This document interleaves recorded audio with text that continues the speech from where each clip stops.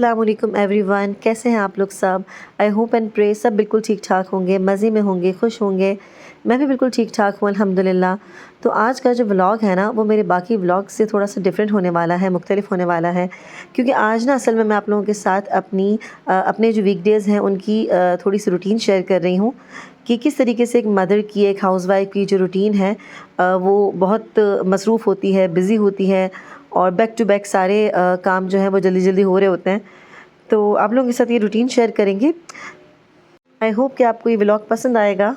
अगर वीडियो पसंद आए तो इसको ज़रूर लाइक और कमेंट करिएगा और मेरे चैनल को ज़रूर सब्सक्राइब करिएगा।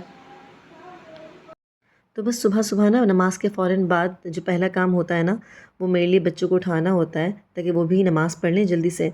और बस फिर क्या लंच बॉक्सेस रेडी करने की तैयारी स्टार्ट हो जाती है। तो वैसे तो मैं रात में ही डिसाइड करके और तैयारी भी करके रख देती हूँ कि नेक्स्ट डे लंच बॉक्स में क्या देना है। लेकिन अक्सर ऐसा भी होता है ना कि कुछ चीज़ें ऐसी होती हैं जो बहुत ही झटपट और बहुत ही जल्दी बन जाती हैं। जैसे कि उस दिन मैं बना रही थी ये ब्रेड सॉसेज पिज़्ज़ा बच्चों के लिए, जो कि एक्सट्रीमली ईज़ी है और बहुत ही जल्दी बन जाते हैं। तकरीबन 15 से 20 मिनट में ये बन के और बेक होके रेडी हो जाते हैं। सॉसेजेस को मैं बस 5 टू 6 मिनट्स के लिए मीडियम फ्लेम पर कुक कर लेती हूँ। और चीज़ स्लाइसेस हैं या आपके पास श्रेडेड मोज़रेला या शेडर चीज़ वगैरह है और कोई भी टॉपिंग है जैसे कि ऑलिव्स, अनियंस और कैप्सिकम्स वगैरह, और साथ ही ओरिगानो पाउडर ऊपर से डालकर इसको मैं बेक कर लेती हूँ। और अवन को मैं हमेशा जो है ना पहले ही मतलब किचन में एंटर होने के साथ ही ऑन कर लेती हूँ, ताकि मीनवाइल जब मैं सारी चीज़ें करूँ, बाकी सारे काम करूँ, रेडी करूँ पिज़्ज़ा वगैरह, तो मेरे पास अवन जो है वो गर्म हुआ हुआ हो। और ये सुबह का टाइम जो बच्चों का स्कूल ड्रॉप ऑफ का टाइम है, बहुत ही रश का और ट्रैफिक वाला टाइम होता है। तो बस जल्दी जल्दी से ना सब कुछ तैयार करके निकलना होता है। क्योंकि अगर ना आप घर से निकलते वक्त लेट हो जाते हैं ना, तो रश इतना ज़्यादा होता है रास्ते में कि बस बच्चे भी बेचारे स्कूल लेट पहुंचते हैं। और अक्सर तो ऐसा होता है कि गेट बंद भी हो जाता है, जो मेन वाला गेट है, तो फिर बच्चों को दूसरे रास्ते से जाना पड़ता है। इसलिए हमारी कोशिश यही होती है कि 7 बजे से पहले पहले ही ड्रॉप ऑफ के लिए निकल जाएं।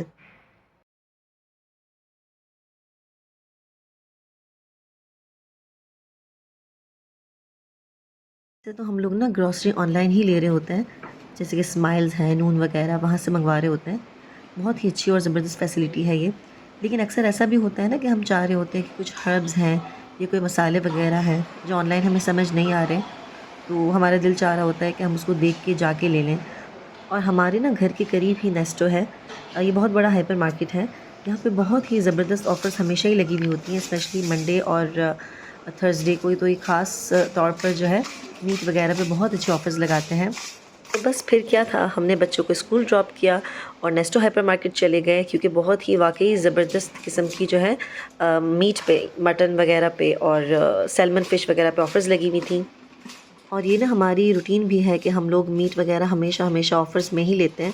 अक्सर ऐसा होता है कि अगर ऑफ़र नहीं लगी हुई होती और मेरे पास मीट ख़त्म हो चुका होता है, तो मैं 2-3 दिन वेट कर लेती हूँ। मीट उन दिनों में नहीं लेती और जब ऑफ़र्स लगती हैं उन्हीं दिनों में लेती हूँ मीट।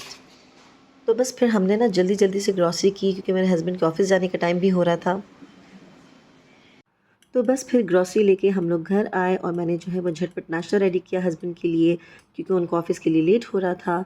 मैं जो है वो ऑमलेट में नॉर्मली प्याज और टमाटर और ऑलिव्स वगैरह डालती हूँ और थोड़ा सा रेड चिली पाउडर और सॉल्ट वगैरह डालती हूँ। बहुत ही मज़े का और ज़बरदस्त सा ऑमलेट बनता है। मुझे ना अपना ऑमलेट थोड़ा सा वेल कुक्ड चाहिए होता है, जो प्रॉपरली कुक्ड ऑमलेट होता है ना। कच्चा वाला ऑमलेट अच्छा नहीं लगता। तो मैं थोड़ा सा इस टाइप का ऑमलेट बनाती हूँ, उसको दोनों साइड से ही अच्छे से मीडियम फ्लेम पे फ्राई करती हूँ। ऑयल में थोड़ा सा कम डालती हूँ ताकि बहुत ज़्यादा एक होता है ना अजीब सा ना हो जाए। तो लेकिन ऑमलेट ये वाला बहुत मज़े का बनता है, बहुत ज़बरदस्त बनता है। तो नॉर्मली मैं ना ग्रॉसरी से आते ही जो सारा सामान वगैरह होता है उसको फ़ौरन ही उसकी जगह पे रख देती हूँ, क्योंकि चूँकि मीट वगैरह भी साथ होता है, तो जितना जल्दी हो सके फ्रिज में उसको रख दिया जाए तो उतना अच्छा है। लेकिन उस दिन चूँकि भूख बहुत ज़्यादा लग रही थी और चूँकि हम सुबह से निकले हुए थे और थकावट भी बहुत ज़्यादा हो रही थी, तो बस हस्बैंड को नाश्ता वगैरह दे के और उनके ऑफ़िस जाते ही मैंने भी नाश्ता किया जल्दी से और अपने लिए वही ऑमलेट वगैरह बनाया। साथ में जो है वो ब्रेड को टोस्ट किया और कड़क चाय के साथ जो है मैंने नाश्ता किया। और ख़ास तौर पर ना सुबह की चाय जो होती है ना, वो मुझे थोड़ी सी नहीं बल्कि अच्छी सही वाली जो है वो स्ट्रॉन्ग चाहिए होती है, क्योंकि फिर मैं ना दिन भर में चाय नहीं पीती। तो एक सुबह का टाइम ही होता है चाय का, तो अच्छी वाली चाय जो है वो चाहिए होती है। मैं ना अक्सर हाफ़ मिल्क और हाफ़ वाटर के साथ चाय बनाती हूँ। उसमें 1 से डेढ़ टीस्पून के करीब चाय की पत्ती डालती हूँ, तो बहुत ही मज़े की ज़बरदस्त चाय बनती है। बिल्कुल जो कैफ़ेटेरिया टाइप पे वग़ैरह पे जो चाय मिलती है ना, उस टाइप की चाय बनती है। बस नाश्ते के फ़ौरन बाद ही ना मैंने मीट के पैकेट्स बना लिए, और मटन के जो निहारी में डालने वाले पीसेज़ होते हैं ना, उनके मैं हमेशा अलग से पैकेट्स बनाती हूँ। और फ़िश के भी ना मैं इसी तरह से 4-4 पीसेस के पैकेट्स बना लेती हूँ। उससे होता ये है कि जब भी फ़िश बनाने के लिए या कुक करने के लिए हम निकालते हैं ना, तो इनके जो पीसेस हैं ना वो ईज़िली अलग हो जाते हैं और टूटते नहीं हैं बिल्कुल भी। पीसेस बिल्कुल ही ठीक रहते हैं। देखिए इस तरह से अगर हम पैकेट्स बनाते हैं ना, तो फ़िश के पीसेस ईज़िली अलग हो जाते हैं, बहुत ही कम टाइम में। तो बस नाश्ते के ना फ़ौरन ही बाद जो मेरा नेक्स्ट काम होता है, वो लंच और डिनर की तैयारी करना होती है। तो मैं बस जल्दी से किचन में चली जाती हूँ और जो है लंच और डिनर की तैयारी करना स्टार्ट कर देती हूँ, क्योंकि 1:30 पे यानी कि 1:30 बजे मुझे जो है बच्चों को स्कूल से पिक करने के लिए निकलना होता है। तो मैं ना घर से निकलने से पहले ही ना सारे दिन का जो खाना है, लंच डिनर सब कुछ ही बना कर निकलती हूँ। क्योंकि बच्चे जैसे ही स्कूल से घर पे आते हैं ना, बिल्कुल वो तो गाड़ी में ही पूछना शुरू कर देते हैं कि क्या बनाया है, खाना बिल्कुल रेडी है कि नहीं। तो बस मैं बिल्कुल ही 100% खाना रेडी करके जाती हूँ, क्योंकि बच्चों को इतनी शदीद भूख लग रही होती है, और घर आते के साथ ही इनको जो पहली चीज़ चाहिए होती है ना, बस वो खाना होता है। तो बस मैंने ना मटन बिरयानी बनानी थी, तो उसकी बस तैयारी स्टार्ट कर दी मैंने। तकरीबन मैंने लिए 3 अदद मीडियम साइज़्ड प्याज, और 3 अदद ही मैंने टमाटर ले लिए, और प्याज को जो है वो थिन स्लाइसेस में काट लिया। आप जैसे भी चाहें काट सकते हैं। बस फिर एक पतीले में जो है हाफ़ कप तकरीबन ऑयल डालें, और जैसे ही ऑयल गर्म हो जाए आप उसमें जो है जो हमने अनियंस काट के रखे हैं वो डाल दें। और अनियंस को असल में हमने करना है गोल्डन ब्राउन। तो जब तक ये अनियंस जो है वो गोल्डन ब्राउन होंगे, मैं मीट को वॉश कर लूँगी, और जो है टमाटर वगैरह को साथ में कट कर लूँगी।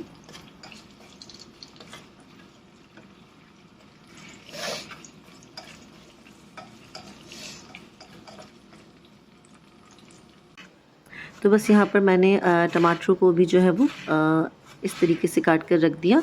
आप जैसे भी चाहें, जिस शेप में चाहें काट सकते हैं, क्योंकि वैसे भी मटन की बिरयानी है, तो जब मटन इतना गलना है, इतना पकना है, तो प्याज टमाटर भी अच्छे से गल जाएंगे। और बस मीनवाइल जब प्याज ब्राउन हो रही थी, तब मैंने जो है ना मीट वॉश करके इसमें तकरीबन एक आधे कप से थोड़ा सा ज़्यादा योगर्ट डाला, और साथ ही में ना बॉम्बे बिरयानी मसाला मैंने इसमें डाला है। चूँकि मीट मेरे पास तकरीबन 800 ग्राम्स है, तो एक पैकेट जो मसाला होता है ना बॉम्बे बिरयानी मसाले का, उसमें बस मैंने पैकेट में थोड़ा सा रहने दिया था और बाकी डाल दिया था। और तकरीबन 2 टेबलस्पून के करीब मैंने जिंजर गार्लिक पेस्ट यहाँ पर डाल दिया, और सारी चीज़ों को बहुत अच्छे से मैंने कर लिया मिक्स। और सबको अच्छे से मिक्स करने के बाद जैसे ही ना प्याज का कलर जो है वो गोल्डन ब्राउन हो जाएगा, तो मैं हाफ़ प्याज निकाल लूँगी, और हाफ़ प्याज में हम ये टमाटर और ये जो योगर्ट और ये सारा मटन वगैरह है ये डाल देंगे।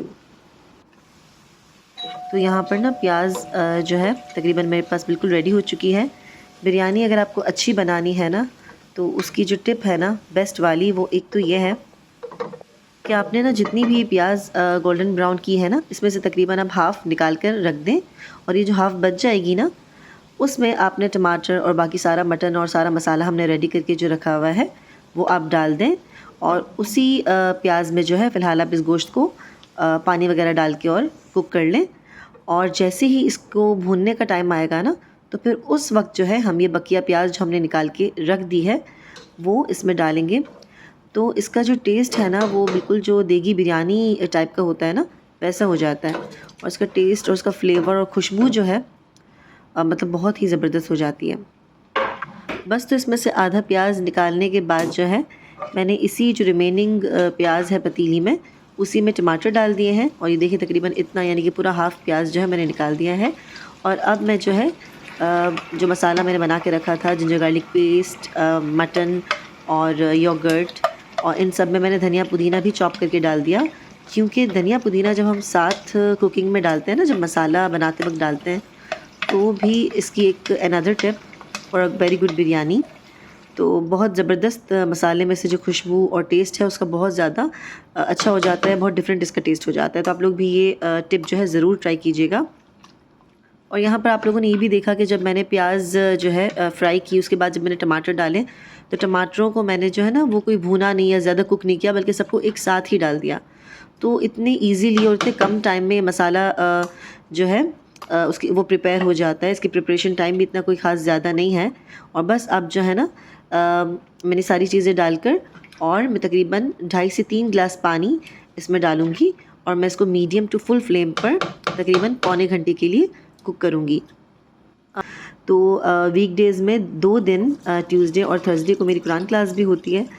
तो मैंने बस गोश्त में पानी डालकर और इसको जो है कवर करके और मीनवाइल अपनी क्लास अटेंड कर ली। मेरी क्लास तकरीबन पौने घंटे की होती है, तो वो पौना घंटा जो है तकरीबन 40 टू 45 मिनट्स में मटन जो है मेरा तकरीबन 60 टू 70% कुक हो चुका था।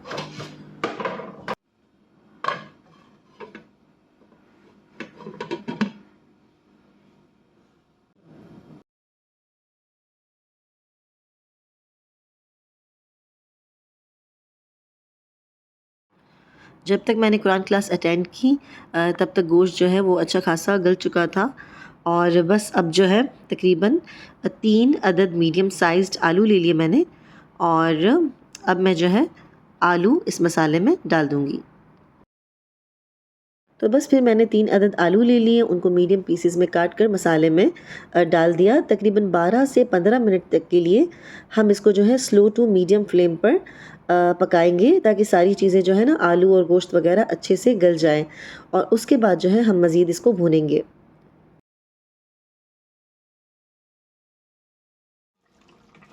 ये देखिए 12 से 15 मिनट हो चुके हैं और सब कुछ ही बहुत अच्छे से गलने लग गया है, प्याज टमाटर वगैरह भी और गोश्त और आलू भी।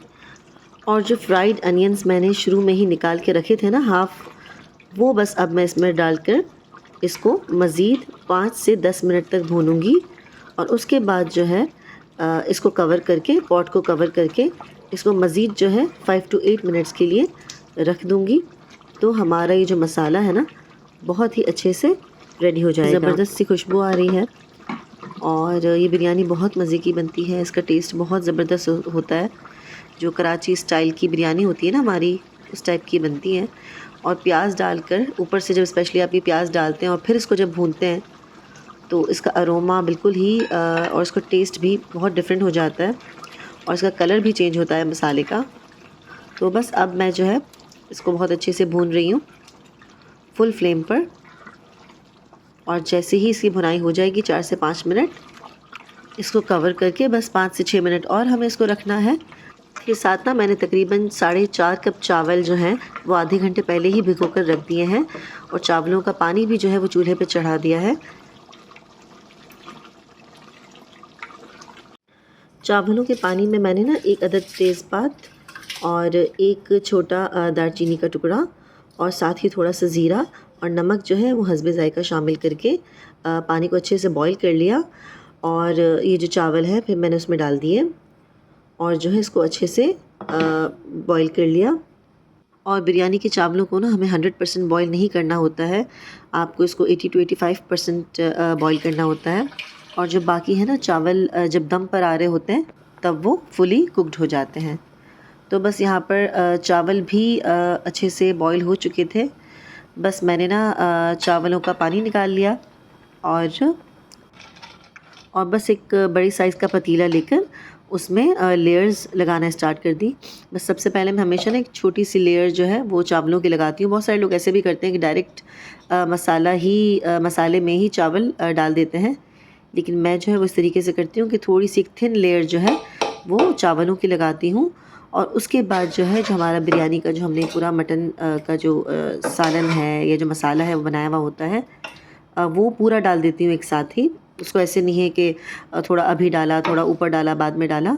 मैं एक साथ ही ये मसाला जो है वो इस तरह से मुकम्मल तौर पर डाल देती हूँ।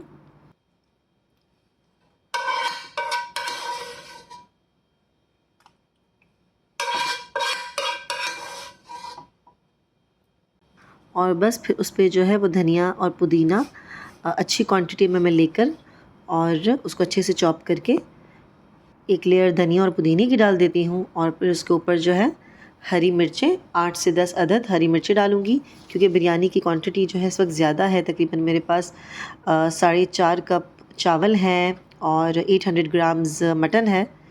तो ये सारी चीज़ें जो है धनिया पुदीना हरी मिर्चें ये सब भी सही क्वांटिटी में डलेंगी। और बस टमाटर वगैरह उस पर स्लाइसेस टमाटर के डालकर, और अगर आप चाहें तो 2 अदद लेमन लेकर उसको भी स्लाइसेस में काट कर इसमें शामिल कर दें, तो उससे भी टेस्ट और खुशबू वगैरह ना बहुत अच्छी हो जाती है। और इसके साथ ही जो बस हम जो चावल हैं बाकी वो इसमें डाल देंगे।